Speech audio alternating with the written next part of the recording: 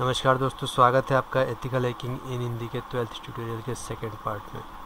दोस्तों, last video में हमने देखा था कि वायरसेस की हिस्ट्री के बारे में जाना, वायरसेस क्या होते हैं, ट्रोजन्स, वायरसेस और वॉर्म्स में क्या डिफरेंसेस हैं, वायरसेस की टॉप कैटेगरीज़ के बारे में जाना कि अगर आप वायरसेस की कैटेगरीज़ को डिफ़ाइन करेंगे तो किन किन वायरसेस को आप टॉप मोस्ट कैटेगरीज़ में रख सकते हैं।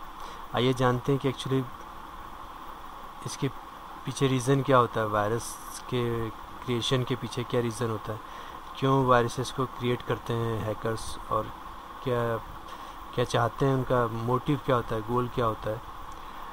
सबसे पहला तो ये है कि to take control of a computer, किसी कंप्यूटर को कम्प्लीटली कंट्रोल करना, उसको अपने किसी स्पेसिफिक टास्क के लिए यूज़ करना, पैसा बनाना to generate the money, political कोई पॉलिटिकल मैसेज होता है उसे डिस्ट्रीब्यूट करना हो तो वायरसेस क्रिएट किए जाते हैं। कोई सेंसिटिव इन्फॉर्मेशन चुरानी हो जैसे क्रेडिट कार्ड के नंबर्स, पासवर्ड, पर्सनल डिटेल्स और डेटा वगैरह, कोई पॉइंट प्रूव करना हो, ये करना हो कि हाँ मैं कुछ कर सकता हूँ, ये दिखाना हो कि मैं कुछ कर सकता हूँ, किसी से रिवेंज लेना हो तो वायरसेस क्रिएट किए जाते हैं।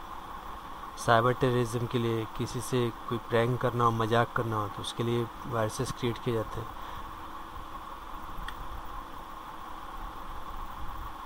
वायरस किस तरीके से इन्फेक्ट करते हैं इस बारे में थोड़ा सा डिटेल्स लेते हैं। जब आपके कंप्यूटर में वायरस आते हैं या किस तरीके से ये कैसे पॉसिबल हो पाता है कि वायरस आपके कंप्यूटर को इन्फेक्ट कर देते हैं। एक्चुअली जब आप किसी सॉफ्टवेयर को रीड करते हैं, किसी पर्टिकुलर किसी ऐप को आप डाउनलोड करते हैं तो बगैर किसी रीडिंग के आप उसे एक्सेप्ट कर लेते हैं। किसी ऐसे मेल को एक्सेप्ट करते हैं, किसी ऐसे मेल का अटैचमेंट खोल देते हैं। कोई मेल आपको आता है उसमें कुछ अटैचमेंट होता है, आप उसे वो मेल अगर आपकी फ्रेंड लिस्ट में ना हो या आपके मेलिंग लिस्ट में ना हो, कोई अनजान मेल हो तो भी आप उसे खोलते हैं, उसका अटैचमेंट ओपन करके देखते हैं। इस वजह से भी आपके पीसीज में वायरस आते हैं और आपके पीसीज को इन्फेक्ट करते हैं। कोई जो एंटीवायरस आप चला रहे होते हैं उसका अपडेशन नहीं हुआ होता, आपके टूल्स अपडेट नहीं हो रहे होते हैं, आपका ओएस आपका ऑपरेटिंग सिस्टम अपडेट नहीं हो रहा होता है। जो सॉफ्टवेयर्स यूज़ किए जाते हैं वो पायरेटेड होते हैं। म्यूज़िक या वीडियोस आप फ्री में डाउनलोड करने के चक्कर में उन्हीं के साथ वायरसेस को भी अपने पीसी में आने का न्योता देते हैं। कोई एंटीवायरस नहीं होता है, कोई स्पाईवेयर स्कैनर नहीं होता, इसलिए जो टूल्स आपको दिखाए जाते हैं कि ये फ्री टूल्स हैं, फ्री में अवेलेबल है, अनट्रस्टेड वेबसाइट से जब आप डाउनलोड करते हैं तो उस वजह से उनके साथ वायरसेस वगैरह आते हैं। वायरसेस को अगर आप डिवाइड करेंगे कितनी कैटेगरीज़ में बांटे जाते हैं तो यहाँ कुछ कैटेगरीज़ हैं वायरस को, टाइप्स ऑफ वायरसेस जिनको बोलते हैं आप। तो एक मैक्रो वायरसेस होता है। एक्चुअली मैक्रो वायरसेस माइक्रोसॉफ्ट के जो कंटेंट्स होते हैं, माइक्रोसॉफ्ट के जो एप्लीकेशंस होती हैं या माइक्रोसॉफ्ट से मिलती जुलती जो एप्लीकेशंस होती हैं, जैसे जो आप माइक्रोसॉफ्ट में पावर पॉइंट यूज़ करते हैं, वर्ड यूज़ करते हैं, एक्सेल यूज़ करते हैं, इनके जो डॉक्यूमेंट्स होते हैं या इस तरीके की जो एप्लीकेशंस होती हैं, इनके साथ जो वायरसेस आते हैं और इनमें छुपकर जो वायरसेस आते हैं, इस तरीके के वायरसेस मैक्रो वायरसेस कहलाते हैं। जैसे कुछ वायरसेस के एग्जांपल्स आप यहाँ देख सकते हैं, रिलैक्स है, बबल्स है, मेलिसा है, जिसके बारे में हमने लास्ट वीडियो में जाना था। इस तरीके के वायरसेस मैक्रो वायरसेस कहलाते हैं, जो भी डॉक्स के साथ या माइक्रोसॉफ्ट के डॉक्यूमेंट्स के साथ अटैच होकर आते हैं। पॉलीमॉर्फिक वायरसेस एक्चुअली इन्हें इस तरीके से बनाया जाता है कि ये एंटीवायरस को कंफ्यूज कर सकें। एक्चुअली जब भी सेकेंड सेशन में ये हमेशा इनकी जो प्रॉपर्टीज़ होती है वो चेंज होती है। इस वायरस की पहली कॉपी अगर साधारण शब्दों में कहें तो इस वायरस की पहली कॉपी इसकी सेकंड कॉपी से काफ़ी डिफरेंट होती है। इनकी कैरेक्टरिस्टिक्स, इनकी प्रॉपर्टीज़ चेंज होती रहती है, इसलिए पॉलीमॉर्फिक वायरसेस कहलाते हैं, जैसे मार्बर्ग, सटनबर्ग, इस तरीके से।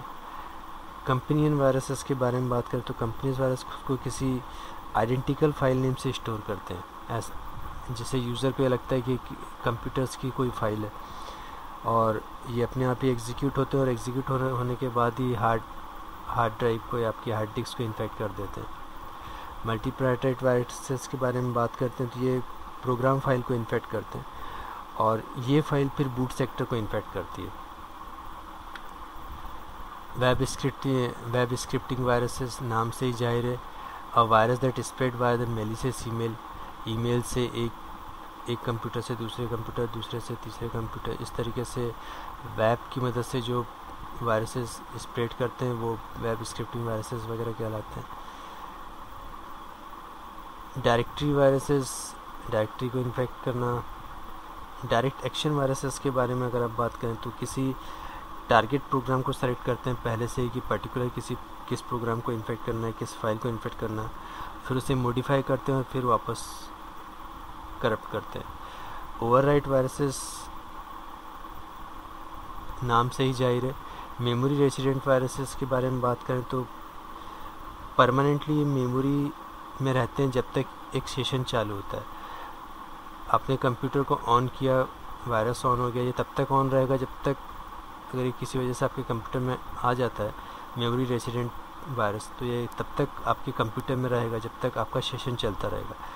इससे अगर इन्हें तभी हटाया जा सकता है जब आप कंप्यूटर को बूट करते हैं। आपने कंप्यूटर वापस रिस्टार्ट किया, बंद किया, फिर ऑन किया, तो मेमोरी रेसिडेंट वायरसेस वगैरह जो होते हैं ये हट जाते हैं। कुछ बातें हैं जो आपको जाननी चाहिए, शुड नो, कि 1981 में जो एप्पल के वायरसेस थे 1, 2 and 3 are some of the first viruses जो एप्पल के सेकेंड ऑपरेटिंग सिस्टम में पाए गए थे। और 1987 में Stone in the first virus to infect the master boot, जिसने मास्टर बूट रिकॉर्ड को इन्फेक्ट किया था।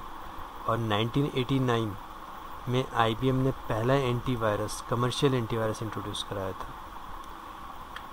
आज के लिए बस इतना ही। जिन यूज़र्स के पास डिस्टेंस लर्निंग किट है, जिनके पास सारे नोट्स हैं, वायरसेस के बारे में डिटेल्स हैं, ट्रोजन्स के बारे में, बैकडोर्स के बारे में, मेलवेयर्स के बारे में, उनके पास इनके टूल्स भी हैं, उन्हें एग्जीक्यूट करके देख सकते हैं।